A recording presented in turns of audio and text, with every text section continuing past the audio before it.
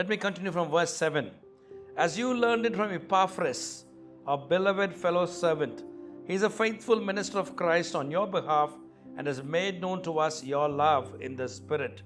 And Paul says in verse 9, and so from the day we heard, we have not ceased to pray for you, asking that you may be filled with all the knowledge of His will, in all spiritual wisdom and understanding, as to walk in a manner worthy of the Lord, fully pleasing to Him, bearing fruit in every good work and increasing in the knowledge of God.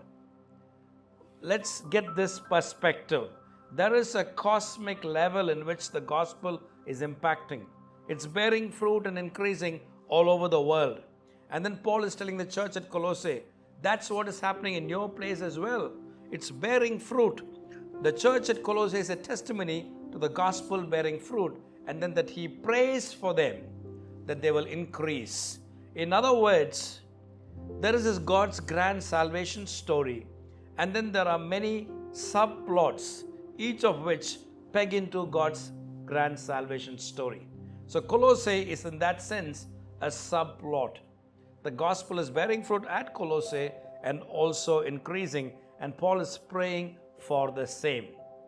Church, this means you and I have a task to do in God's kingdom.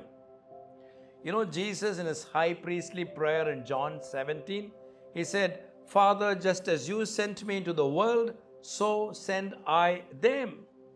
So a Christ follower is sent into the world, really meaning you have a mission at hand.